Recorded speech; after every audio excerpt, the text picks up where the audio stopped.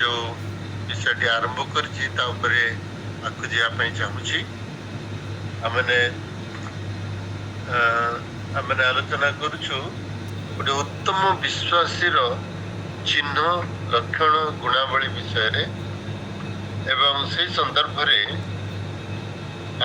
आमने केते सप्ताह है देखुछु केते मास है देखुछु आत्मांकर फल विषय गोटे उत्तम विश्वासी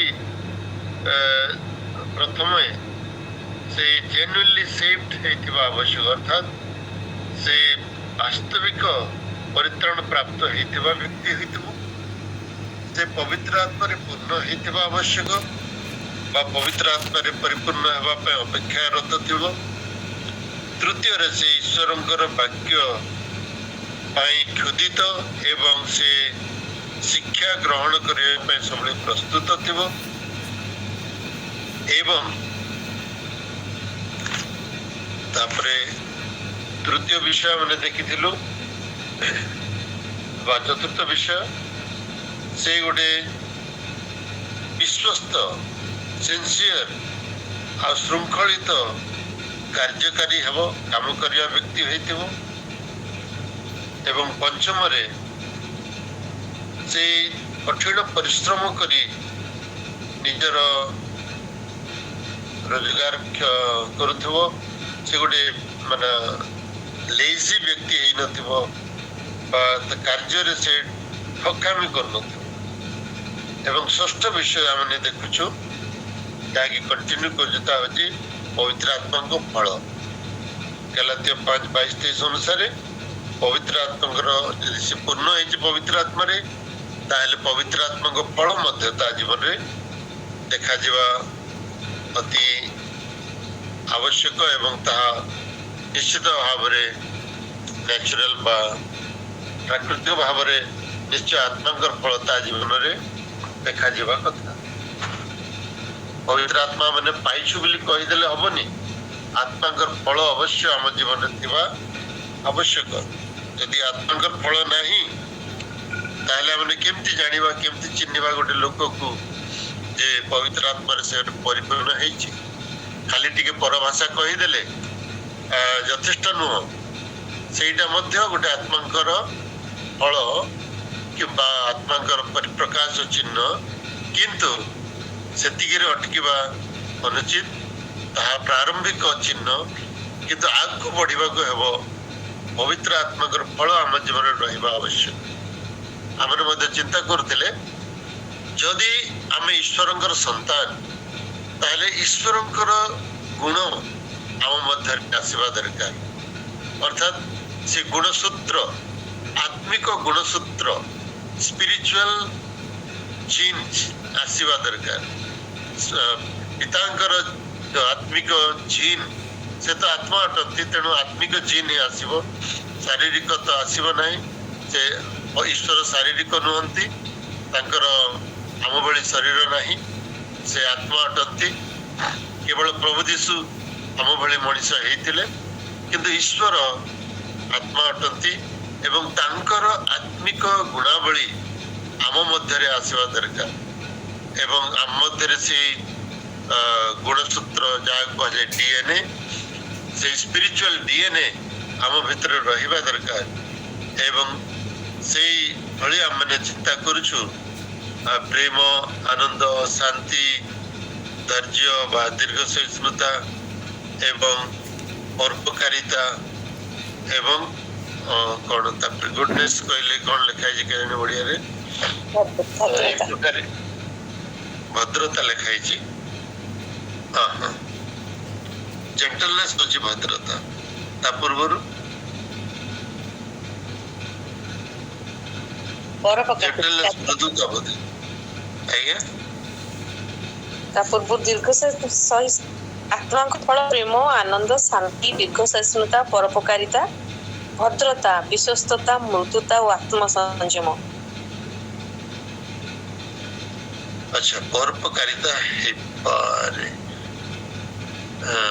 काइंडनेस मोर इंग्रजी में लिखाई छी काइंडनेस आउ तापरे गुडनेस बोधे हमने काइंडनेस विषय चिंता करि सारिछु जोटा कि परोपकारिता गुडनेस माने ମାନେ ଭଦ୍ରତା ଭଦ୍ରତା ହିଁ ଗୁଡନେସ୍ ଅଛି। ଭଦ୍ରତା ଲେଖା ହେଇଛି।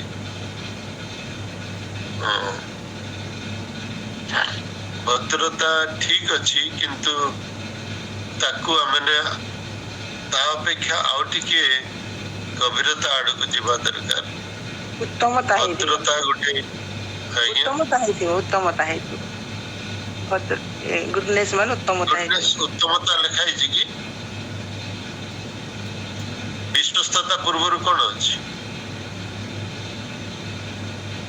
ବିଶ୍ୱସ୍ତତା ପୂର୍ବରୁ ଭଦ୍ରତା ଅଛି, ତାପରେ ଅଛି ମୃଦୁତା।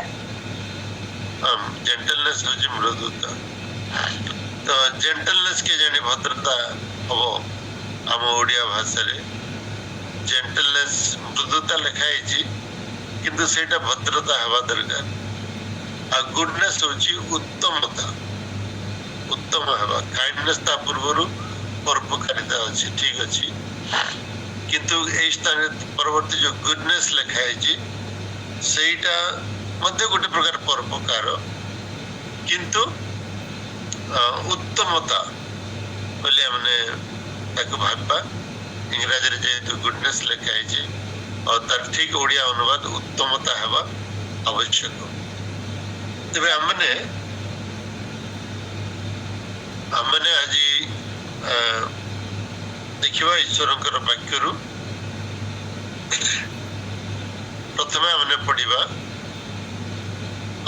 ମାଥ୍ୟୁ ତାର 5 ପର୍ବ 16 ପଦ ପଢି ଦିଅନ୍ତୁ। ମାଥ୍ୟୁ 5:16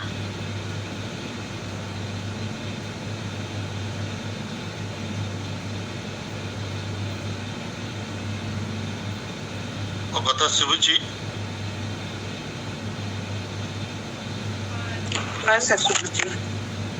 ସେହି ମାଥ୍ୟୁ 5:16 ପ୍ରକାରେ ତୁମମାନଙ୍କର ଆଲୋକ ଲୋକଙ୍କ ସାକ୍ଷାତରେ ପ୍ରକାଶ ପାଉ, ଯେପରି ସେମାନେ ତୁମମାନଙ୍କ ସତ୍କର୍ମ ଦେଖି ତୁମମାନଙ୍କ ସ୍ୱର୍ଗସ୍ଥ ପିତାଙ୍କର ମହିମା କୀର୍ତ୍ତନ କରିବେ।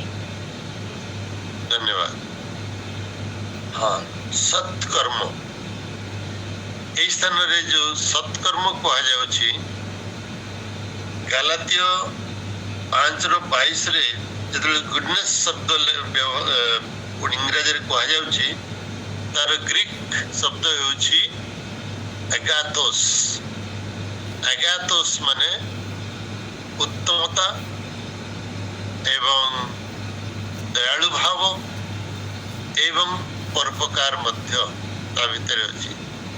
ତାର କେବଳ ମୋରାଲ ଗୁଡନେସ୍ ନୁହେଁ, କେବଳ ନୈତିକ ଭାବରେ ଉତ୍ତମ ହେବା ସେତିକି ନୁହଁ। ନୈତିକ ଭାବରେ ଉତ୍ତମ ତ ନିଶ୍ଚୟ ହେବା, କିନ୍ତୁ ଉତ୍ତମ ହେବା ଦ୍ୱାରା ଉତ୍ତମ କର୍ମ ସତ୍କର୍ମ ବା ଉତ୍ତମ କର୍ମ ମଧ୍ୟ ପରିପ୍ରକାଶ ହେବା ଦରକାର। ପ୍ରଭୁ ଯୀଶୁ ସେଇ କଥା କହୁଛନ୍ତି, ତୁମମାନଙ୍କର ଉତ୍ତମ କର୍ମ ସତ୍କର୍ମ ପ୍ରକାଶିତ ହେଉ। ତାକୁ ସେ ଆଲୋକ ବୋଲି କହୁଛନ୍ତି। ଆଉ ସତ୍କର୍ମ ଗୋଟେ ଆଲୋକ ଅଟେ। It's a light, it's not darkness. ଏଇଟା ଆଲୋକ, ଅର୍ଥାତ୍ ସତ୍କର୍ମ ଲୁଚିକି ରହିବ ନାହିଁ। ଯଦ୍ୟପି ସତ୍କର୍ମ କରିବା ବ୍ୟକ୍ତି ସେ ଦେଖେଇ ହେବା ପାଇଁ ଚାହିଁବନି, ତଥାପି ଲୁଚିକି ରହିପାରିବନି, କାରଣ ତାହା ଆଲୋକ ଅଟେ ଏବଂ ଆଲୋକ ପ୍ରକାଶିତ ହେବ। ଏବଂ ପ୍ରଭୁ ଯୀଶୁ ମଧ୍ୟ କହୁଛନ୍ତି ଏ ଆଲୋକ ଜଳେଇ ତାକୁ ମାଣ ତଳେ ଢାଙ୍କେ ନାହିଁ କିମ୍ବା ଦୀପ ଜଳେଇ ଖଟ ତଳେ ରଖେ ନାହିଁ, କିନ୍ତୁ ଉପରେ ରଖେ ଯେପରି ସମସ୍ତେ ଦେଖିପାରିବେ। ତ ଆମମାନଙ୍କର ଯୋଉ ସତ୍କର୍ମ ଅନ୍ୟମାନଙ୍କର ପ୍ରକାଶ ପାଇବା ଆବଶ୍ୟକ। ଅର୍ଥାତ୍ କେତେବେଳେ ପ୍ରକାଶ ପାଇବ? ଯଦି ଆମେ ଅନ୍ୟ ପାଇଁ କିଛି ଭଲ କାମ କରିବା, ଅନ୍ୟ ଆଗରେ କିଛି ଆମର ଉତ୍ତମତା ପ୍ରକାଶ ପାଇବ, ଯେତେବେଳେ ଲୋକ ଦେଖିବେ ଜାଣିବେ ଆମର ଉତ୍ତମ କର୍ମ, ସେତେବେଳେ ତାହା ପ୍ରକାଶ ପାଇବ। ତ ସେଥିପାଇଁ ଆମେ କେବଳ ନିଜେ ନିଜ ପାଇଁ ଭଲ ହେବା ଯଥେଷ୍ଟ ନୁହେଁ, ଅନ୍ୟ ପାଇଁ କିଛି ଭଲ କାମ ମଧ୍ୟ କରିବା ଦରକାର। ସେଇଥିପାଇଁ ଉତ୍ତମ କର୍ମ ବା ସତ୍କର୍ମ, ଉତ୍ତମତା ଏଇ ଯୋଉ ଆଗାଥୋସ୍ ଆମ ଜୀବନରେ ପ୍ରକାଶ ପାଇବା ଆବଶ୍ୟକ। ସେଇଟା ଅନ୍ୟମାନେ ମଧ୍ୟ ଆମ ଜୀବନରେ ଦେଖିବେ, ଜାଣିବେ, ଅନୁଭବ କରିବେ। ସେଇଥିପାଇଁ ପ୍ରଭୁ ଯୀଶୁ ଏଇଠି ସେଇ ଆଗାଥୋସ୍ ଶବ୍ଦ ବ୍ୟବହାର କରିଛନ୍ତି, ଯାହା ଗାଲାତୀୟ 5:22 ମଧ୍ୟ ବ୍ୟବହାର କରାଯାଇଅଛି। ଆମେ ଯଦି ପଢିବା ସେଇ ଗାଲାତୀୟ 6 ପର୍ବ ତାର 9 ଏବଂ 10 ପଦ, ସେଇଠି ଆଉ ଟିକେ ସ୍ପଷ୍ଟ କରାଯାଇଛି ପବିତ୍ର ଆତ୍ମାରେ ପୂର୍ଣ୍ଣ ବ୍ୟକ୍ତି କିଭଳି ସତ୍କର୍ମ କରିବ, ଉତ୍ତମ କର୍ମ କରିବ। ପଢି ଦିଅନ୍ତୁ ଗାଲାତୀୟ 6 ପର୍ବ 9 ଏବଂ 10 ପଦ। ଆମ୍ଭେମାନେ ଉତ୍ତମ କର୍ମ କରି ପଢନ୍ତୁ ଦିଦି ପଢନ୍ତୁ। ଆମ୍ଭେମାନେ ଉତ୍ତମ କର୍ମ କରିବାରେ ଶ୍ରାନ୍ତ ନ ହେଉ, କାରଣ କ୍ଳାନ୍ତ ନ ହେଲେ ଉପଯୁକ୍ତ ସମୟରେ ଶସ୍ୟ କାଟିବା। ଅତଏବ ଆମ୍ଭେମାନେ ସୁଯୋଗ ଅନୁସାରେ ସମସ୍ତଙ୍କର, ବିଶେଷତଃ ଏକ ପରିବାରଭୁକ୍ତ ବିଶେଷ ସମସ୍ତଙ୍କର ମଙ୍ଗଳ କରୁ। ମଙ୍ଗଳ କରୁ, ଉତ୍ତମ କର୍ମ କରିବା, ଏଇ ଯୋଉ ସମସ୍ତ ବିଷୟ ଲେଖା ହେଇଛି, ଏଇଟା ହଉଛି ଆଗାଥୋସ୍ ବା ଆଗାଥୋସ୍ ଶୁନେ।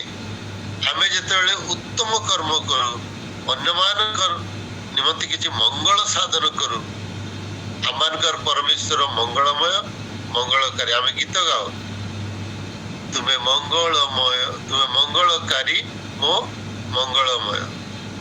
ସେ ହଉଛନ୍ତି ମଙ୍ଗଳକାରୀ, ମଙ୍ଗଳମୟ। ତେବେ ତାଙ୍କର ସନ୍ତାନ ମାନେ କେମିତି କାହାର ଅମଙ୍ଗଳ କରିବେ, କାହାର କିଛି କ୍ଷତି କରିବେ? ଏ ପ୍ରକାର ତ ସମ୍ଭବ ନୁହେଁ। ଯଦି ଆମେ ଈଶ୍ୱରଙ୍କର ସନ୍ତାନ, ଈଶ୍ୱରଙ୍କ ତୁଲ୍ୟ ଆମେ ମଙ୍ଗଳମୟ ହେବା, ମଙ୍ଗଳକାରୀ ହେବା ଏବଂ ଅନ୍ୟମାନଙ୍କର ମଙ୍ଗଳ ସାଧନ କରିବା। ଲେଖା ହେଇଛି ବିଶେଷ କରି, specially for the family of faith, ବିଶ୍ୱାସରେ ଥିବା ପରିବାର ବା ବିଶ୍ୱାସୀ ପରିବାରଭୁକ୍ତ ବିଶ୍ୱାସୀ ମାନଙ୍କ ପାଇଁ ମଙ୍ଗଳ ସାଧନ କରୁ। ହୋଇପାରେ ଆମେ ସାରା ଜଗତ ପାଇଁ ମଙ୍ଗଳ ସାଧନ କରିବାଟା ବହୁତ ୱାଇଡର ହେଇଯିବ, ଯୋଉଟାକି ଅନ୍ୟମାନଙ୍କ ପାଇଁ, ବିଜାତୀୟ ମାନଙ୍କ ପାଇଁ ଉତ୍ତମ କର୍ମ କରିବାରେ କିଛି ବାଧା ନାହିଁ ବା କିଛି ସେଥିପାଇଁ କିଛି ରୋକ ନାହିଁ। କିନ୍ତୁ we will start at our own spiritual family, ଆମଙ୍କର ଆତ୍ମିକ ପରିବାର ମଧ୍ୟରେ ଅର୍ଥାତ୍ ମଣ୍ଡଳୀ ମଧ୍ୟରେ ଉତ୍ତମ କର୍ମ କରିବାକୁ ଆମେ ଆରମ୍ଭ କରିବା ଆବଶ୍ୟକ। ଆଉ ସେଇଥିପାଇଁ ଯେଉଁମାନେ ପ୍ରଭୁଙ୍କୁ ଜାଣିଛନ୍ତି, ଗ୍ରହଣ କରିଛନ୍ତି, ସେମାନେ ନିଶ୍ଚିତ ଭାବରେ ମଣ୍ଡଳୀରେ ଗୋଟେ ବେନିଭୋଲେଣ୍ଟ ଲୋକ ବୋଲି ପରିଚିତ ହେବେ। ଆଉ ସେମାନେ ଅନ୍ୟମାନଙ୍କର ଉପକାର କରିବାରେ କେବେ ହେଲେ କ୍ଳାନ୍ତ ହେବେ ନାହିଁ। ଲେଖାଗଲା ଯଦି କ୍ଳାନ୍ତ ନ ହଉ, ତାହେଲେ ଠିକ ସମୟରେ ଆମେ ତାର ଫଳ ବା ପୁରସ୍କାର ମଧ୍ୟ ପାଇବା। ଆଉ କ୍ଳାନ୍ତ ଯଦି ହେଇଯିବା, ଓଃ କେତେ ଆଉ ଏତେ ଭଲ କାମ କରୁଥିଲି, କେହି ତ ରିକଗ୍ନାଇଜ କରୁନାହାନ୍ତି, ଆଉ ମୋର ଭଲ କାମର କିଛି ଫଳ ମଧ୍ୟ ମତେ ମିଳୁନାହିଁ, ଏଇ ଟାଇପର ଯଦି ମନୋଭାବ ଆସେ, ତାହେଲେ ଆମର ପୁରସ୍କାର ଗଲା, ଆମେ ଆଉ ପୁରସ୍କାର ପାଇପାରିବାନି। କିନ୍ତୁ ଯଦି ଆମେ କ୍ଳାନ୍ତ ନ ହେଉ, ଈଶ୍ୱରଙ୍କୁ ଅନାଇ ଆମେ କାର୍ଯ୍ୟ କରୁ, ପରମେଶ୍ୱର ଦେଖୁଛନ୍ତି, ପରମେଶ୍ୱର ସବୁ ହିସାବ ନେଉଛନ୍ତି। କୌଣସି ମନୁଷ୍ୟ ଠାରୁ ମୋର ପ୍ରଶଂସା ଦରକାର ନାହିଁ, କୌଣସି ମନୁଷ୍ୟ ଠାରୁ ମୋର କିଛି ପ୍ରତିଫଳ ପାଇବାର ନାହିଁ। କିନ୍ତୁ ପରମେଶ୍ୱର ମୋର ଉପକାରୀ ଏବଂ ପରମେଶ୍ୱର ମୋର ମଙ୍ଗଳ ସାଧନ କରିବେ, ପରମେଶ୍ୱର ତୋର ହିସାବ ନେଇ ସେ ମତେ ପ୍ରତିଫଳ ଦେବେ ଠିକ ସମୟରେ। এইটা ଆମେ କହି ଆମେ ସତ୍କର୍ମ କରିବାରେ ବ୍ରତୀ ହେବା ଆବଶ୍ୟକ। ତେବେ ଗୋଟିଏ ଖ୍ରୀଷ୍ଟ ବିଶ୍ୱାସୀ, ଗୋଟେ ଉତ୍ତମ ବିଶ୍ୱାସୀ ସବୁବେଳେ ସତ୍କର୍ମକାରୀ ହୁଏ ଏବଂ ସେ ସତ୍କର୍ମ କରିବାରେ ହାଲିଆ ହୁଏନି, ଥକିଯାଏ ନାହିଁ, କ୍ଳାନ୍ତ ହୁଏ ନାହିଁ। ପ୍ରିୟ ଭାଇ ଭଉଣୀ ମାନେ, କ୍ଳାନ୍ତ ନ ହେବା ପାଇଁ ଶାରୀରିକ ଭାବରେ ଆଜିକାଲି କେତେ ଭିଟାମିନ୍ସ, ମିନେରାଲ୍ସ ସବୁ ମିଳୁଛି, ମଲ୍ଟି ଭିଟାମିନ୍ସ, ଆଉ ଆଡଭର୍ଟାଇଜମେଣ୍ଟ ଆସୁଛି ଥକନା ମନା ହେ ବୋଲିକି। କାରଣ ଥକିବା ନାହିଁ, କ୍ଳାନ୍ତ ନ ହେଉ। ଲୋକେ ଦୌଡୁଛନ୍ତି ଯୋଉମାନେ, ସେମାନେ ଯଦି କ୍ଳାନ୍ତ ହେଇଯିବେ ଦୌଡ଼ି ପାରିବେନି। ଆମମାନେ ମଧ୍ୟ ଦୌଡ଼ରେ ଅଛୁ, ସ୍ପିରିଚୁଆଲ ରେସ୍ ଆମମାନଙ୍କର ଅଛି ଏବଂ ଆମେ ଆମର ଲକ୍ଷ୍ୟ ସ୍ଥଳକୁ ଧାଉଁଛୁ, ଆଉ କ୍ଳାନ୍ତ ହେବାଟା ମନା। କ୍ଲାନ୍ତ ନ ହେବା ପାଇଁ ପବିତ୍ର ଆତ୍ମାଙ୍କର ଯେ ସହାୟତା ଶକ୍ତି ଆମମାନଙ୍କ ଜୀବନରେ ଦରକାର। ପବିତ୍ର ଆତ୍ମା ହିଁ ଆମମାନଙ୍କ ଜୀବନରେ ସେଇ ପ୍ରକାର ଫଳ ଉତ୍ପନ୍ନ କରିବେ, ସେ ପ୍ରକାର ଗୁଣ ପ୍ରଦାନ କରିବେ, ଯଦ୍ୱାରା ଆମେ ପରୋପକାର ସତ୍କର୍ମ କରିବାରେ ଆଉ କ୍ଲାନ୍ତ କେବେ ହେବା ନାହିଁ, କାହାକୁ ଅନେଇବା ନାହିଁ, ଅନ୍ୟମାନଙ୍କୁ ଅନେଇବା ନାହିଁ। ଅନ୍ୟମାନଙ୍କର ଯୋଉ ଯଦି କେହି ଭୁଲ କାମ କରୁଛି ବା ଅନ୍ୟ କେହି ସ୍ୱାର୍ଥପର ଭାବରେ ଜୀବନ ଯାପନ କରୁଛି, ସେମାନଙ୍କ ପ୍ରତି ଆମେ ଦୃଷ୍ଟିପାତ କରିବା ନାହିଁ, କିନ୍ତୁ କେବଳ ଆମେ ପ୍ରଭୁ ଯୀଶୁଙ୍କୁ ଅନାଇ ଆମେ ସତ୍କର୍ମ କରିବାରେ ଅଗ୍ରସର ହେଉଥିବା, ଆଗଭର ହେଉଥିବା। ତ ଏଇଟା ହେଲା ଆଗାଥୋସ୍ ବା ଗୁଡ୍ କାଇଣ୍ଡ ଆଣ୍ଡ ବେନିଭୋଲେଣ୍ଟ ହେବା। ଆଗାଥୋସ୍ ଶୁନେ କହିଲେ ମଧ୍ୟ ସେଇ ସମାନ ମୋରାଲ ଏକ୍ସେନ୍ସ, ନୈତିକ ଭାବରେ ଉତ୍ତମ ହେବା, ଉତ୍କୃଷ୍ଟ ଜୀବନ ଯାପନ କରିବା ଏବଂ ଅନ୍ୟମାନଙ୍କ ପାଇଁ ମଧ୍ୟ ଉପକାରୀ ହେଉଥିବା, ସ୍ପିରିଚୁଆଲି, ମେଣ୍ଟାଲି, ଇମୋସନାଲି, ମୋରାଲି ଉତ୍ତମତା ଆମମାନଙ୍କ ଜୀବନରେ ପରିପ୍ରକାଶ ପାଇବା ଆବଶ୍ୟକ, ଯାହାକି ଈଶ୍ୱରଙ୍କର ଚରିତ୍ର ଏବଂ ଗୁଣକୁ ପରିପ୍ରକାଶ କରୁଥିବ। ତାର ଆଉ ଗୋଟେ ଶବ୍ଦ ମଧ୍ୟ ବ୍ୟବହାର କରାଯାଏ ଉତ୍ତମତା ନିମନ୍ତେ, ତାହା ହେଉଛି ୟୁର୍ଗେଟିଓ, ଟୁ ଡୁ ଗୁଡ୍, ଯୋଉଟା କି ଆମେ ଦେଖିପାରିବା ପ୍ରେରିତ 10 ପର୍ବ 38 ପଦରେ ବ୍ୟବହାର କରାଯାଇଛି। ପ୍ରେରିତ 10:38, ଯାହା ପରମେଶ୍ୱର ମାନେ ପ୍ରଭୁ ଯୀଶୁ ଯେତେବେଳେ ଏଇ ଜଗତରେ ଥିଲେ ସେ କେମିତି ଉତ୍ତମ କର୍ମ ସତ୍କର୍ମ କରୁଥିଲେ ତାହା ବର୍ଣ୍ଣନା କରିବା ପାଇଁ ପିତର ବ୍ୟବହାର କରୁଛନ୍ତି। ପରନ୍ତୁ ପ୍ରେରିତ 10:38 ଅର୍ଥାତ୍ ନାଜରିତ ଯୀଶୁଙ୍କର କଥା କିପରି ଈଶ୍ୱର ତାହାଙ୍କୁ ପବିତ୍ର ଆତ୍ମା ଓ ଶକ୍ତିରେ ଅଭିଷିକ୍ତ କଲେ, ଆଉ ସେ ମଙ୍ଗଳ ସାଧନ କରୁ କରୁ ଓ ଶୈତାନ କର୍ତ୍ତୃକ ପ୍ରପୀଡ଼ିତ ସମସ୍ତ ଲୋକଙ୍କୁ ସୁସ୍ଥ କରୁ କରୁ ସର୍ବତ୍ର ଭ୍ରମଣ କଲେ, କାରଣ ଈଶ୍ୱର ତାହାଙ୍କର ସହବର୍ତ୍ତୀ ଥିଲେ। ଖ୍ରୀଷ୍ଟ ଯୀଶୁଙ୍କ ବିଷୟରେ କୁହାଯାଉଛି ସେ ସର୍ବତ୍ର ଭ୍ରମଣ କଲେ, ମଙ୍ଗଳ ସାଧନ କଲେ, ଅନ୍ୟମାନଙ୍କୁ ଯେଉଁମାନେ ଭୂତଗ୍ରସ୍ତ ସେମାନଙ୍କୁ ଉଦ୍ଧାର କଲେ, ପୀଡ଼ିତ ମାନଙ୍କୁ ସୁସ୍ଥ କଲେ, ମଙ୍ଗଳ ସାଧନ କଲେ ବୋଲି ସେ ଯୁଆଡେ ଯାଉଥିଲେ ମଙ୍ଗଳ ସାଧନ କରୁଥିଲେ, କାହାର ଅମଙ୍ଗଳ କରୁନଥିଲେ। ସେଇ ସମୟର ଫାରୁସୀ ସାଧୁକୀ ମାନେ ପ୍ରଭୁ ଯୀଶୁଙ୍କର ସତ୍କର୍ମ କରିବାଟା ଦେଖି ସେମାନେ ଈର୍ଷାନ୍ୱିତ ହେଉଥିଲେ, କ୍ରୋଧାନ୍ୱିତ ହେଉଥିଲେ। ଈର୍ଷାନ୍ୱିତ ହେବା ଦ୍ୱାରା ତାଙ୍କର କ୍ରୋଧ ପ୍ରକାଶ କରୁଥିଲେ, କିନ୍ତୁ ପ୍ରଭୁ ଯୀଶୁ ମଙ୍ଗଳ ସାଧନ କରିବାରେ କ୍ଷାନ୍ତ ହେଉନଥିଲେ। ବିଶ୍ରାମ ଦିନରେ ଯେତେବେଳେ ସେ ରୋଗୀମାନଙ୍କୁ ସୁସ୍ଥ କରୁଥିଲେ, ସେଇ ସମୟରେ ଫାରୁସୀ ସାଧୁକୀ ମାନେ କହୁଥିଲେ ବିଶ୍ରାମବାରରେ କାହିଁକି ଏଇ କାମ କରୁଛ, ଏଇଟା ବିଶ୍ରାମବାର ନିୟମ ଭଗ୍ନ ହେଉଛି ବୋଲି କହୁଥିଲେ। କିନ୍ତୁ ପ୍ରଭୁ ଯୀଶୁ କହୁଥିଲେ ଯେପର୍ଯ୍ୟନ୍ତ ମୋର ସ୍ୱର୍ଗସ୍ଥ ପିତା ଅନ୍ୟର ଉପକାର କରୁଛନ୍ତି, ମୁଁ ମଧ୍ୟ ତାହା ଦେଖୁଛି, ତାହା ହିଁ ମୁଁ କରୁଛି। ମୋ ପିତାଙ୍କ ବିନା ଇଚ୍ଛାରେ, ବିନା ଅଭିମତରେ ମୁଁ ତାହା କରୁନାହିଁ। ଅର୍ଥାତ୍ ପ୍ରଭୁଙ୍କର ଇଚ୍ଛା ସର୍ବତ୍ର ସବୁ ସମୟରେ ଆମେ ଅନ୍ୟର ମଙ୍ଗଳ ସାଧନ କରିବା, ଉପକାର କରିବା। ମଙ୍ଗଳ ସାଧନ ଏଇଟା ହେଉଛି ଗୋଟେ ଉତ୍ତମ ଚିହ୍ନ ଏବଂ ଲକ୍ଷଣ ଗୋଟେ ଖ୍ରୀଷ୍ଟ ବିଶ୍ୱାସୀର। ପ୍ରଭୁ ଯୀଶୁ ଯେଭଳି କରୁଥିଲେ ଆମେ ସର୍ବତ୍ର ସେଭଳି କରିବା। ଆମେ ଆମମାନଙ୍କର ଜୀବନରେ ସେଇ ଯୋଉ ଇର୍ଗେଟିଓ ଯୋଉ ଶବ୍ଦ, ଏଇଟା ଆମମାନଙ୍କର ଜୀବନରେ ନିଶ୍ଚୟ ହେବା ଦରକାର। ଆଉ ଯେଉଁମାନେ ଶୈତାନ ଦ୍ୱାରା କଷ୍ଟ ବା କ୍ଲିଷ୍ଟ ହେଉଥିଲେ, କଷ୍ଟ ପାଉଥିଲେ, କ୍ଲିଷ୍ଟ ହେଉଥିଲେ, ସେମାନଙ୍କୁ ମଧ୍ୟ ପ୍ରଭୁ ମୁକ୍ତ କରୁଥିଲେ।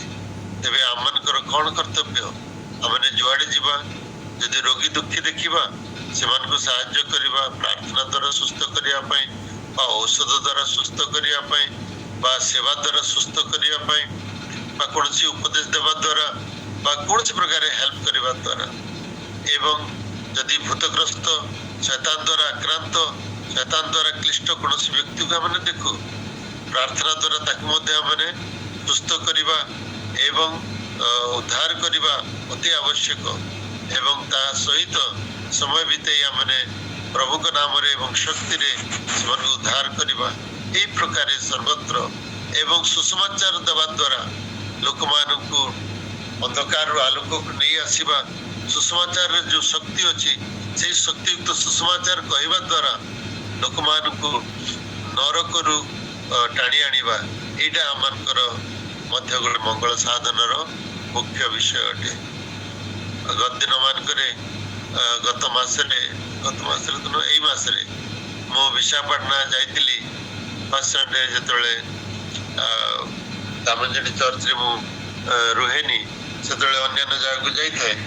ତେବେ ମୁଁ ବିଶାଖାପାଟଣାର ଗୋଟେ ଚର୍ଚ୍ଚକୁ ଯାଇଥିଲି ପ୍ରଚାର କରିବା ପାଇଁ। ଆଉ ସେଇ ପ୍ରଚାର ସରିଲା ପରେ ମୁଁ ମଧ୍ୟ ଗଲି କେତେଟା ଜାଗାକୁ, ଏବଂ ପରେ ଆମର ଯୋଉ ଅଡିଟର ଅଛନ୍ତି ବିଶାଖାପାଟଣାରେ ତାଙ୍କ ପାଖକୁ ଗଲି।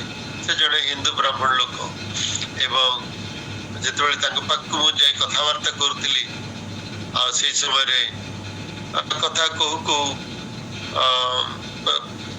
ପ୍ରଭୁଙ୍କ ବିଷୟରେ ମୁଁ ଟିକେ କହିଦେଲି।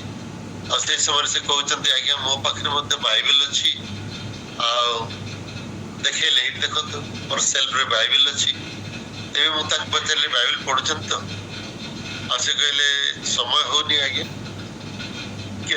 ମତେ ଯିଏ ଏଇ ବାଇବେଲଟି ଦେଲେ ସେ କହିଥିଲେ ଯେ ଯେତେବେଳେ ତ ଆପଣଙ୍କର କିଛି ଅସୁବିଧା ହେଉଛି, ବାଇବେଲର ଯେକୌଣସି ପୃଷ୍ଠା ଖୋଲନ୍ତୁ, ଆପଣଙ୍କର ସମସ୍ୟା ସମାଧାନ ହେଇଯିବ ସେ ବାକ୍ୟ ପଢିବା ଦ୍ୱାରା। ମାନେ ଏଇ ଟାଇପର ସେ କହିକି ତାଙ୍କୁ ଦେଇଥିଲେ। କିନ୍ତୁ ଆମେ ତ ସେଇଭଳି ପଢିବା ପାଇଁ ଆଡଭାଇସ୍ କରିନଥାଉ। ମୁଁ ତାଙ୍କୁ କହିଲି, ଦେଖନ୍ତୁ ସେଇଭଳି ଆପଣଙ୍କୁ କହିଛନ୍ତି ସତ କଥା, କିନ୍ତୁ ଆମେ ବାଇବେଲ ସେଇଥିପାଇଁ ପଢିନଥାଉ ଯେ ଖାଲି ଅସୁବିଧା ସମୟରେ ସୁବିଧା ହବ ବା କିଛି ଉପକାର ପାଇବା ପାଇଁ।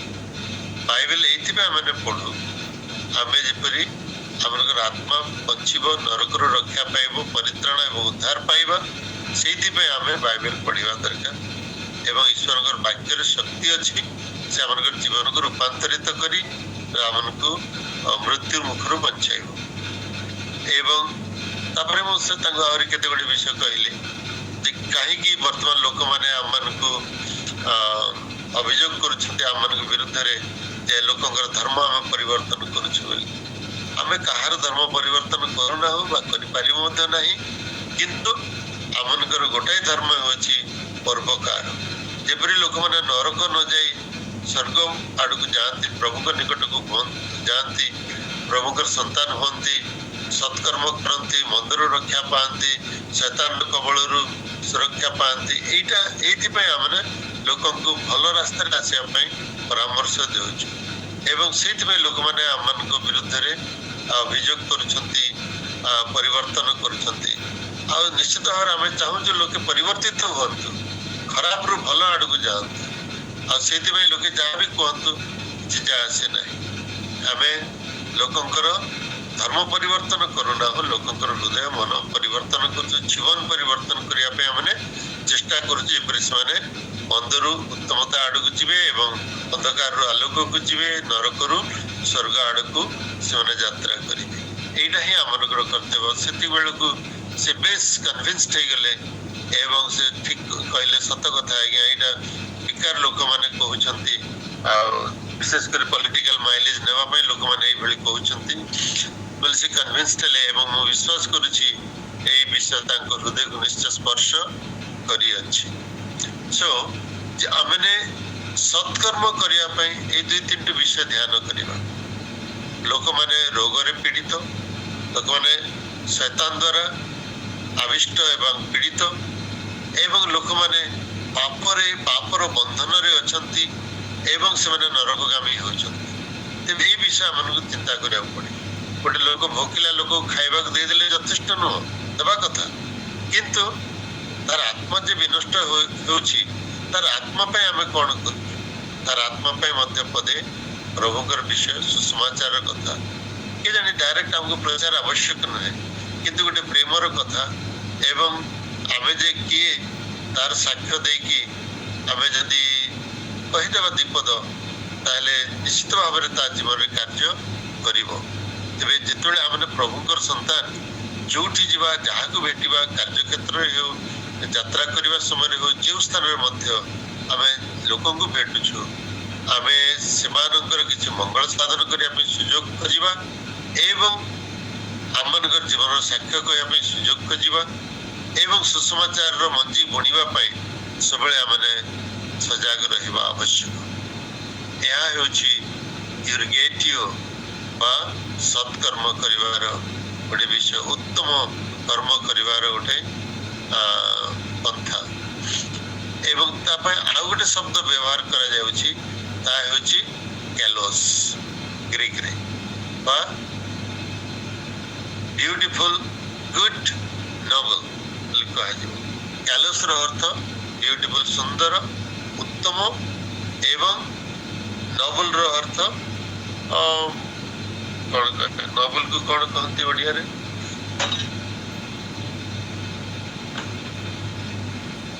ନୋବେଲ କହିଲେ ସମ୍ଭ୍ରାନ୍ତ, ସମ୍ଭ୍ରାନ୍ତ, ସମ୍ଭ୍ରାନ୍ତ ବା ଉତ୍ତମ। ତେଣୁ ପ୍ରିୟ ଭାଇ ଭଉଣୀ ମାନେ, ଆମମାନେ ଏଇ ଦିନ ମାନଙ୍କରେ ଉତ୍ତମ ହେବା ଦ୍ୱାରା ଆମର ସୌନ୍ଦର୍ଯ୍ୟ, ଆତ୍ମିକ ସୌନ୍ଦର୍ଯ୍ୟ ବଢିବ ଏବଂ ଆମେ ଆମର ଆତ୍ମିକ ଭାବରେ ଆମେ ସମ୍ଭ୍ରାନ୍ତ ମଧ୍ୟ ହେବା। ନିଶ୍ଚିତ ଭାବରେ ଆମମାନଙ୍କର ଉତ୍ତମତା ପରିପ୍ରକାଶ ପାଇବ। ତେଣୁ କ୍ୟାଲୋସ୍ ଗୋଟେ ଶବ୍ଦ ଯାହା ପ୍ରେରିତ ପାଉଲ ବ୍ୟବହାର କରନ୍ତି ଫିଲିପିଓ 4:8 ପଢନ୍ତୁ। ଫିଲିପିଓ 4:8।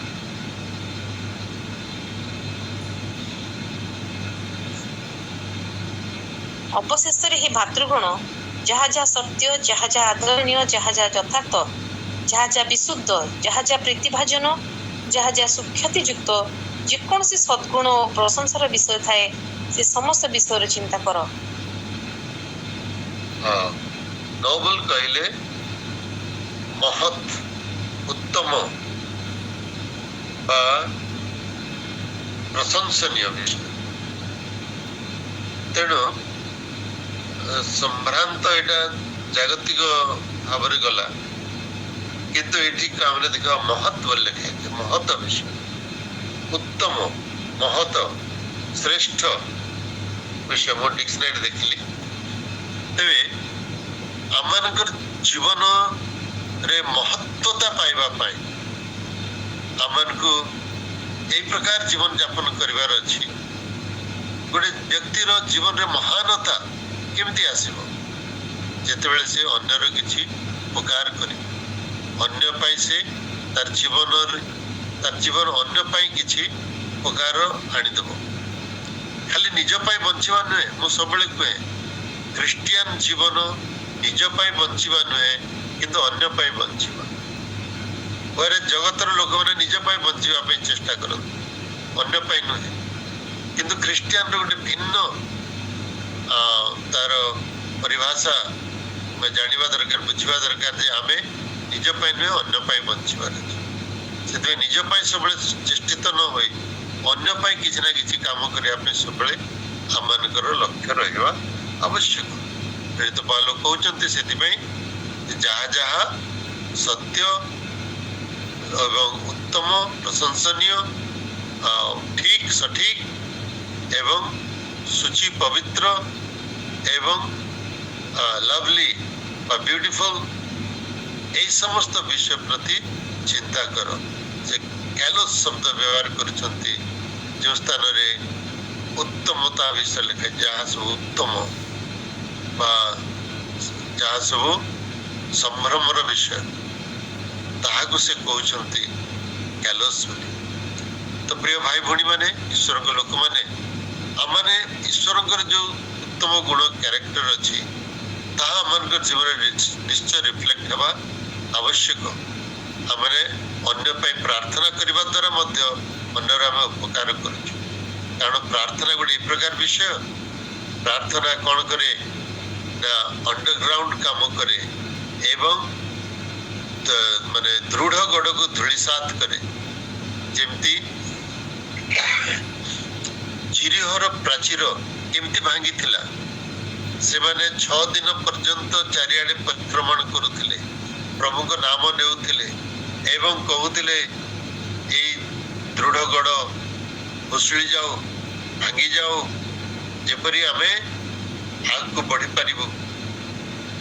ଜିରିହର ପ୍ରାଚୀର ସେମାନଙ୍କ ପାଇଁ ବାଧାର କାରଣ ହେଇଥିଲା ଆଉ ସେମାନେ ଆଗକୁ ବଢି ପାରୁନଥିଲେ। ତେବେ ଜିରିହ ପ୍ରାଚୀର ଧ୍ୱଂସ ହେବା ପାଇଁ ଭୂମିସାତ ହେବା ପାଇଁ ସେମାନେ 6 ଦିନ ବୁଲି ବୁଲି ପ୍ରାର୍ଥନା କରୁଥିଲେ। ସପ୍ତମ ଦିନ ଆହୁରି ବହୁତ ରାଉଣ୍ଡ ମାରିଲେ, 7 ରାଉଣ୍ଡ ମାରିଲେ ଏବଂ ପ୍ରାର୍ଥନା କଲେ। ଖୁବ୍ କ୍ଳାନ୍ତ ହେଇଥିବେ ସେମାନେ। ମାନେ ଏତେ ବଡ଼ ସହରର ଚାରିଆଡ଼େ 7 ଥର ବୁଲିବା ଏତେ ସହଜ ନୁହେଁ। ନିଶ୍ଚିତ ଭାବେ ସକାଳୁ ସନ୍ଧ୍ୟା ହେଇଯାଇଥିବ। ଖୁବ୍ ଆର୍ଲି ସେମାନେ ବାହାରିଥିବେ ଏବଂ ବୁଲିଥିବେ। ଦିନ ସାରା ସେମାନେ ବୁଲିଛନ୍ତି ଏବଂ ଏଇଭଳି ବୁଲୁ ବୁଲୁ କ'ଣ ହେଇଛି, ଯେତେବେଳେ ସେମାନେ ପ୍ରଶଂସା ସ୍ତୁତି ଆରାଧନା କଲେ ସେତେବେଳେ ଜିରିହ ପ୍ରାଚୀର ଭାଙ୍ଗିଗଲା। ଅର୍ଥାତ୍ ସେମାନଙ୍କର ଏଇ 7 ଦିନର ପରିକ୍ରମଣ ମଧ୍ୟରେ ତାର ମୂଳଦୁଆ ଭିତରେ ଭିତରେ ଧ୍ୱଂସ ହେଇଯାଇଛି। ଅର୍ଥାତ୍ ତାର ଅଣ୍ଡରଗ୍ରାଉଣ୍ଡ ଯୋଉ ମୂଳଦୁଆ ଥିଲା ମାଟି ଭିତରେ, ସେଇଟା ହାଲୁକା ହେବାକୁ ଲାଗିଲା। ସେଇଟା ଧୀରେ ଧୀରେ ଖତମ ହେଇଗଲା ଏବଂ ଶେଷରେ ପ୍ରାଚୀର ଭାଙ୍ଗିଗଲା ଏବଂ ପଡ଼ିଗଲା। ତେବେ ପ୍ରିୟ ଭାଇ ଭଉଣୀ ମାନେ, ଆମେ ଜାଣୁ ଗୋଟେ ଗଛ ଯଦି ପୋତା ହେଇଥିବ ଆମେ କ'ଣ କରିଥାଉ? ତାକୁ ହଲେଇଥାଉ। ପ୍ରଥମେ ହଲେଇଥାଉ left right front to back, ଏମିତି ହଲେଇକିରି ବୁଲିକିରି ତାପରେ ଆମେ ତାକୁ ଉପାଡ଼ିଥାଉ। ଠିକ୍ ସେଇଭଳି ଯେତେବେଳେ ଆମେ ପ୍ରାର୍ଥନା କରୁଥାଉ, ପ୍ରାର୍ଥନା ଦ୍ୱାରା ଶେକିଂ ହେଇଯାଏ, ଦୋହଲି ଯାଇଥାଏ ମୂଳଦୁଆ। ପ୍ରାର୍ଥନାର ଶକ୍ତି ଏମିତି ସବୁ ପ୍ରକାର ମୂଳଦୁଆକୁ ସେ ଦୋହଲେଇ ଦେବ। ଦୁଷ୍ଟତାର ମୂଳଦୁଆ, ଅଧାର୍ମିକତାର ମୂଳଦୁଆ ଏବଂ କ୍ରୂରତାର ମୂଳଦୁଆ ଏବଂ ଅଧାର୍ମିକ ଶାସନ କଳର ମୂଳଦୁଆକୁ ଦୋହଲାଇବା ପାଇଁ ପ୍ରାର୍ଥନା ହେଉଛି ମୂଳ ବିଷୟ। ସେଦିନ ପ୍ରେରିତ 16 ପର୍ବରେ ଆମେ ପଢୁ, ପାଉଲ ଏବଂ ସିଲା ଜେଲଖାନାରେ ଥିଲେ ଏବଂ ସେମାନେ ପ୍ରାର୍ଥନା କଲେ, ପ୍ରଶଂସା କଲେ, ସ୍ତୁତି ଆରାଧନା କଲେ। କ'ଣ ହେଲା? ଜେଲଖାନାର ମୂଳଦୁଆ ଦୋହଲିଗଲା, ଭୂମିକମ୍ପ ହେଲା ଏବଂ ସବୁ ବନ୍ଧନ ଫିଟିଗଲା। ଆଜି ଆମମାନଙ୍କର ଜୀବନରେ ଶୈତାନର ବନ୍ଧନ ଦୂର କରିବା ପାଇଁ, ଅନ୍ୟମାନଙ୍କର ଜୀବନରୁ ଶୈତାନର ବନ୍ଧନ ଦୂର କରିବା ପାଇଁ ଆମର ଗୋଟେ ଉପାୟ ହେଉଛି, ତାହା ହେଉଛି ପ୍ରାର୍ଥନା, ସ୍ତୁତି, ଆରାଧନା। ଟାର୍ଗେଟ କରି ଆମେ ଯେତେବେଳେ ସ୍ତୁତି ଆରାଧନା କରିବା, ପ୍ରାର୍ଥନା କରିବା, ନିଶ୍ଚିତ ଭାବରେ ପ୍ରଭୁ କାର୍ଯ୍ୟ କରିବେ ଏବଂ ଭିତରେ ଭିତରେ ସେଗୁଡ଼ାକ ଧୂଳିସାତ ହେଉଥିବ, ଭୂମିସାତ ହେବାକୁ ଲାଗିବ। ଶୈତାନର ଦୃଢ଼ ଗୋଡ଼ ଭାଙ୍ଗିଯିବ, ଭୁଷୁଡ଼ିଯିବ। ସେଥିପାଇଁ ଆମେ ଏଇ ଯୋଉ ବିଷୟ ଆମେ ଚିନ୍ତା କରୁଛୁ, ଗୁଡନେସ୍ ବା ଉତ୍ତମତା, এইটা ଆମମାନଙ୍କୁ ଠିକ ଭାବରେ ଆମମାନଙ୍କ ଜୀବନରେ ପ୍ରୟୋଗ କରିବା ଏବଂ ଆମର ପରିସ୍ଥିତିରେ ପ୍ରୟୋଗ କରିବା, ସମାଜରେ ପ୍ରୟୋଗ କରିବା, ମଣ୍ଡଳୀରେ ପ୍ରୟୋଗ କରିବା ଏବଂ ଆମମାନଙ୍କର ଦେଶ ପାଇଁ ମଧ୍ୟ ଆମେ ତାହାକୁ ପ୍ରୟୋଗ କରିବା। ଯେପରି ଆମେ କେବଳ ନିଜେ ଉତ୍ତମ ହେବା ତାହା ନୁହଁ, ଅନ୍ୟମାନଙ୍କର ଉତ୍ତମତା ପାଇଁ ମଧ୍ୟ କାର୍ଯ୍ୟ କରିବା ଏବଂ ଆମେ ଶାରୀରିକ ଭାବରେ ମଧ୍ୟ ଜେନେରସ୍ ହେବା ଦରକାର। ଆମମାନଙ୍କର ବଦାନ୍ୟତା ରହିବା ଦରକାର, ଯେପରି ଆମେ ଅନ୍ୟମାନଙ୍କର କିଛି ଉପକାର ଶାରୀରିକ ଭାବରେ ମଧ୍ୟ କରିପାରିବ। କାରଣ ଶାରୀରିକ ଭାବରେ ଲୋକଙ୍କୁ ସ୍ପର୍ଶ କରୁ କରୁ ସେମାନଙ୍କର ଆତ୍ମିକ ଜୀବନର ଉନ୍ନତି ମଧ୍ୟ ଆମେ ସାଧନ କରିଥାଉ।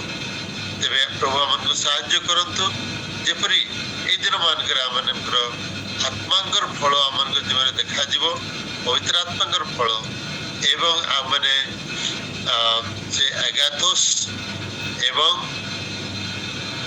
ୟୁର୍ଗେଟିଓ ଏବଂ କ୍ୟାଲୋସ୍, এই যে 3টি শব্দ ଆମେ ଦେଖିଲୁ, ଉତ୍ତମତା ବିଷୟରେ, ଉତ୍ତମ କର୍ମ ବିଷୟରେ ଏବଂ ବଦାନ୍ୟତା ବିଷୟରେ, ସତ୍କର୍ମ ବିଷୟରେ ଆମମାନଙ୍କର ଜୀବନରେ ତାହା ପରିଲକ୍ଷିତ ହେବ ଏବଂ ଧୀରେ ଧୀରେ ଆମେ ଆତ୍ମାଙ୍କର ଫଳରେ ପରିପୂର୍ଣ୍ଣ ହେବା ଏବଂ ପିତା ମହିମାନ୍ୱିତ ହେବେ।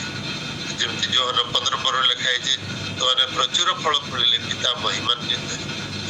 ଯେତେବେଳେ ଆମେ ବହୁତ ଫଳ ଫଳିବା, ଯେମିତି 8 ପଦରେ ଲେଖା ହେଇଛି 15:8 ଯୋହନ, ପ୍ରଚୁର ଫଳ ଫଳିଲେ ପିତା ମହିମାନ୍ୱିତ ହେବେ।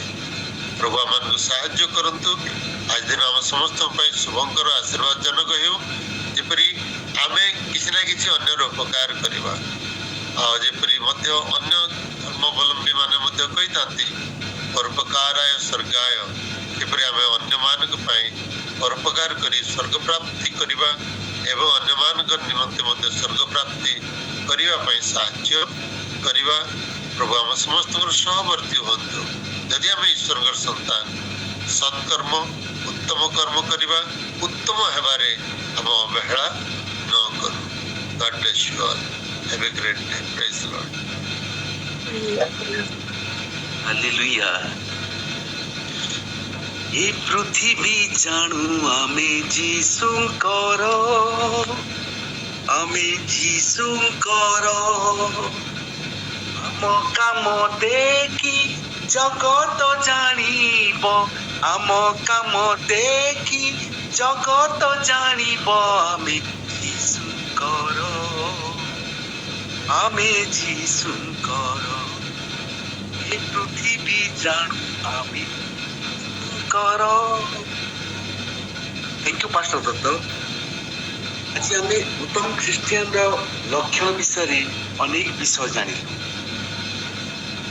ଆମ ଖ୍ରୀଷ୍ଟିଆନ ଜୀବନରେ ଆତ୍ମାଙ୍କର ଫଳ ନିହାତି ରହିବା ଜରୁରୀ ଅଟେ।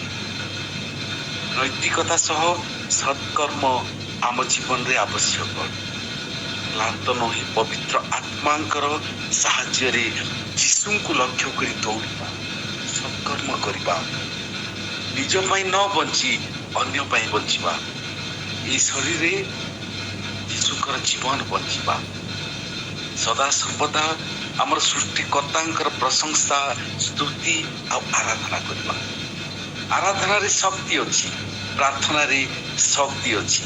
ପାଉଲ ଏବଂ ଶିଲାଙ୍କର ଉଦାହରଣ ଦ୍ୱାରା ଏହା ପ୍ରମାଣିତ ହୋଇଯାଇଛି। Thank you once again pastor Dutta. ଆଜି ଆପଣଙ୍କ ଦ୍ୱାରା ଆମେ ଅନେକ ମୂଲ୍ୟବାନ ଶିକ୍ଷା ପାଇଛୁ। ପ୍ରଭୁ ଆପଣଙ୍କୁ ପ୍ରଚୁର ପ୍ରଚୁର ଆଶୀର୍ବାଦ କରନ୍ତୁ। ଆଉ ଏହିପରି ଶକ୍ତିର ବାକ୍ୟ ଆଉ ସୁନ୍ଦର ବାକ୍ୟ ଅନେକ ସ୍ଥାନରେ, ବିଶେଷ କରି এই ଛୋଟିଆ ମଣ୍ଡଳୀକୁ ଦେଇ ବର୍ଗୀୟ ପଥରେ ଆମ ସମସ୍ତଙ୍କୁ କଢ଼େଇ ନିଅନ୍ତୁ। ଆମେନ୍। आमेन आमेन आमेन। प्रभुଙ୍କ ନାମର ଧନ୍ୟବାଦ हो, ପ୍ରଭୁଙ୍କର ଗୌରବ हो। ସୁନ୍ଦର ବାକ୍ୟ ଦ୍ୱାରା ନିମନ୍ତେ ପ୍ରଭୁଙ୍କୁ ଗୌରବ ଦିଏ ଏବଂ ଆମମାନଙ୍କର ପାଳକ ମହାଶୟଙ୍କ ମଧ୍ୟ ଅଶେଷ ଅଶେଷ ଧନ୍ୟବାଦ। ନିଜର ବ୍ୟସ୍ତତା ଜୀବନର ବହୁମୂଲ୍ୟ ସମୟ ଆମମାନଙ୍କୁ ଦେଇ ଉତ୍ତମ ଶିକ୍ଷା ଚେତନା ଦେଇ ଆମମାନଙ୍କୁ ପଢ଼େଇ ନେଉଛନ୍ତି। ପ୍ରଭୁ ଗୌରବ ପାଆନ୍ତୁ ସମସ୍ତ ବିଷୟରେ। ପ୍ରଭୁଙ୍କ ନାମର ଧନ୍ୟବାଦ हो। ଆମେ ପ୍ରାର୍ଥନା କରିବା ଆମମାନଙ୍କର ପାଳକ ମହାଶୟଙ୍କ ନିମନ୍ତେ ଏବଂ ବାକ୍ୟ ନିମନ୍ତେ ଉପସ୍ଥିତ ପ୍ରତ୍ୟେକଙ୍କ ପାଇଁ ମଧ୍ୟ ଆଜିର ବାକ୍ୟ ପ୍ରଭୁ କାର୍ଯ୍ୟ କରନ୍ତୁ। ଆମେ ସମସ୍ତଙ୍କ ନିମନ୍ତେ ପ୍ରାର୍ଥନା କରୁଥିବା ଆଉ ପ୍ରାର୍ଥନା ନିମନ୍ତେ ଅନୁରୋଧ କରିବି ଆମମାନଙ୍କ ମଧ୍ୟରେ ଅଛନ୍ତି ସିଷ୍ଟର ଶାନ୍ତିଲତା ସିଂ, ସେ ପ୍ରାର୍ଥନାରେ ତୋଳି ଧରିଥିବେ। ସମସ୍ତଙ୍କୁ ନମସ୍ତେ। ଆସନ୍ତୁ ଆମେ ପ୍ରାର୍ଥନା କରିଯିବା। सर्वशक्तिमान सर्वाधिकारी गौरवरे उज्ज्वल परमेश्वर पिता, तुम्हारी धन्यवाद करूँ, तुम्हारी प्रशंसा करूँ, तुम्हारी गौरव करूँ। पवित्र परमेश्वर आपा इस समय पाए, इस सुजोग पाए धन्यवाद दो। सदा प्रभु परमेश्वर मंगलमय राजा प्रभु इस समय पिता परमेश्वर